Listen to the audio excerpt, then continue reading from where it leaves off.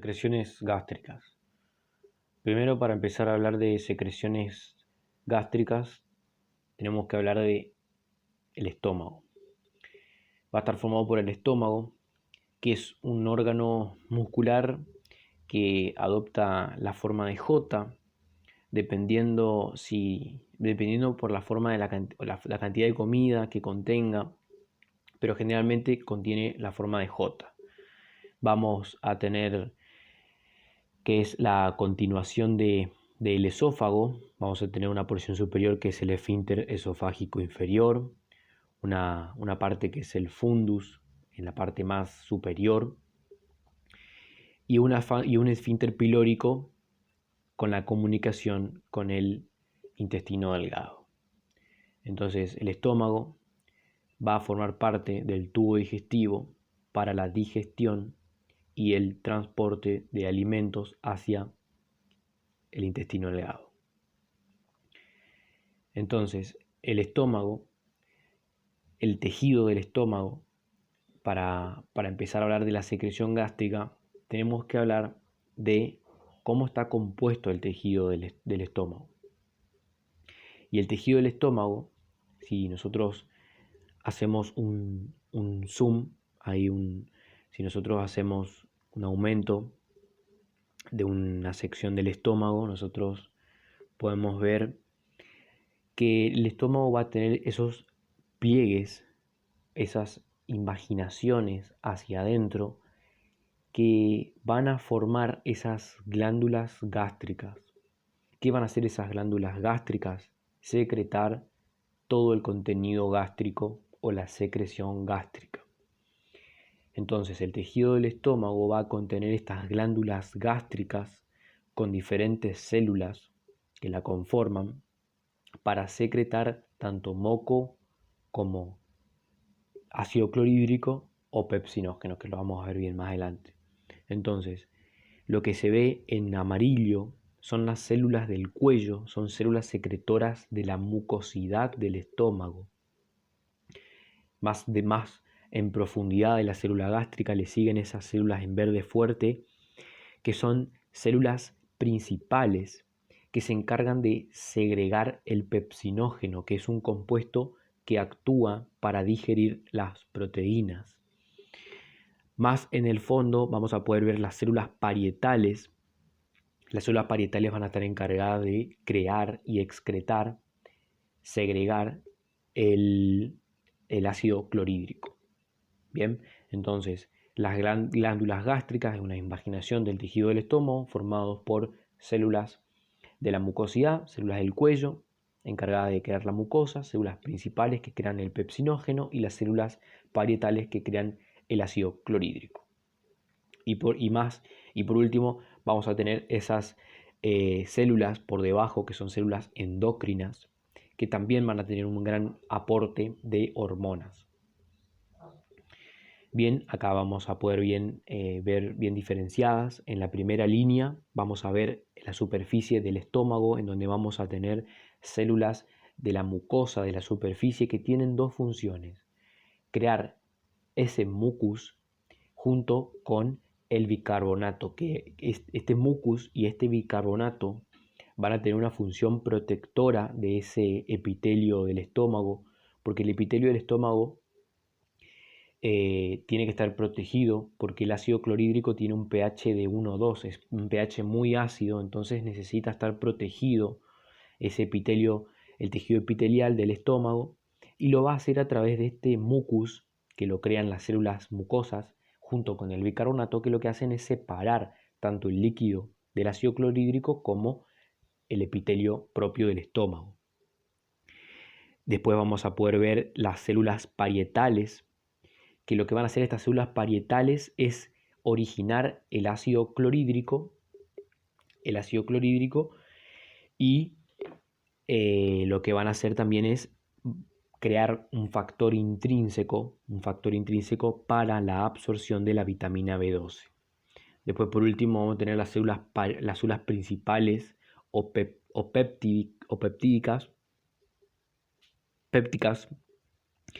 que van a generar el pepsinógeno, que es un compuesto que después se escinde a la pepsina, que interviene en la digestión de las proteínas.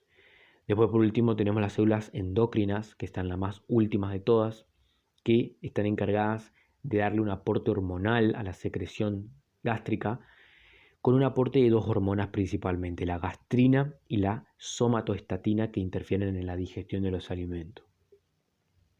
Ahora, nosotros tenemos que entender de cómo se crea este ácido clorhídrico en base a las células parietales, como ya lo vimos antes. El ácido clorhídrico va a comenzar a través del dióxido de carbono, que es un resultado del metabolismo celular. Este dióxido de carbono se va a cambiar, se va a ascendir a ácido carbónico, y este ácido carbónico se va a dividir en lo que viene siendo el bicarbonato y en una enzima que es el hidrógeno. Este hidrógeno va a participar en el intercambio de su salida y en el ingreso del potasio. La salida del hidrógeno también va a acompañar de la salida del cloruro. Salen a favor del gradiente electroquímico a través de una bomba ATPasa, entra el potasio, y este potasio es de nuevo expulsado hacia el plasma sanguíneo, pero de nuevo va a ser reincorporado a través de la bomba sodio-potasio ATPasa para que la célula pueda tener el potasio dentro de vuelta. El bicarbonato lo que va a hacer es participar en su salida, en el intercambio para que ingrese cloruro, y en esta salida de bicarbonato hacia el plasma sanguíneo va a generar la marea alcalina postprandial, que es esa especie de sueño que nos agarra cuando comemos, esa especie de sueño leve que tenemos cuando recién terminamos de comer. Bueno, es generado por la salida de este bicarbonato hacia el plasma sanguíneo. Bueno, acá, como bien yo les decía antes, la existencia de lo que es el moco, de lo que se ve en amarillo clarito, sería el ácido clorhídrico. Lo que se ve en amarillo suave es la mucosa junto con el bicarbonato, que lo que hacen es separar justamente lo que está debajo, que es el epitelio, que tiene un pH aproximadamente de 7, un pH bastante alcalino, y lo separa justamente del ácido clorhídrico. Es una barrera, la barrera mucosa, es una capa de moco y de bicarbonato que protege el epitelio. Esta viscosidad del moco le permite al epitelio tener un pH propio suyo, de 7. En cambio, si no tuviera esta mucosa, si no tuviera estos bicarbonatos, el pH ácido del ácido clorhídrico dañaría las paredes del estómago, que se conoce como la gastritis, cuando se crean esas úlceras en el estómago por esta presencia del ácido clorhídrico. Para terminar, vamos a tener un resumen de las funciones de la digestión gástrica. Por un lado, vamos a tener una mucosa gástrica encargada de la mucosa gástrica y también de la musculatura gástrica. La digestión gástrica a través de la mucosa gástrica va a estar ocasionada por las células mucosas, que van a generar este moco protector, y también va a generarse el jugo gástrico a través de las células parietales, que generan este ácido clorhídrico para una acción también bactericida, porque no nos olvidemos que pueden ingresar microorganismos dañinos a nuestro estómago, pero el ácido clorhídrico, al tener un pH tan bajo, es una acción bactericida, elimina casi por completo las sustancias nocivas del organismo. También tiene una función de desnaturalización proteica, y también las células principales, como bien dijimos, van a generar este pepsinógeno que va a ascendir a pepsina, que va a participar de la digestión química de las proteínas. También el estómago va a contar con una musculatura gástrica, también de los movimientos de avance, que los movimientos de avance a través del peristaltismo, que lo va a poder estar haciendo a través del sistema nervioso entérico, tanto como los plexos de Meissner o el plexo de Auerbach, que eso lo podemos ver después. Entonces, este movimiento de avance es un plegamiento muscular que tiene para ir moviendo los alimentos desde el esófago hasta el intestino grueso. Y también va a ser un movimiento de mezcla que va a producir también la mezcla de los alimentos para la ruptura, para el transporte. Y esto le va a proporcionar una digestión mecánica. Entonces vamos a tener una digestión mecánica, tanto muscular, estructural, y una digestión química por todas las secreciones digestivas que estuvimos viendo anteriormente. Y esto para que termine en el quimo, que es el resultado, es el resultado de un bolo alimenticio que nosotros ingerimos a través de un bocado de una hamburguesa en la boca, termina en forma de quimo a través de los jugos gástricos, a través de la secreción biliar, a través de la secreción pancreática, a través de la secreción gastrointestinal, termina en forma de quimo, que va directamente al duodeno. Y para terminar, tenemos que hablar de que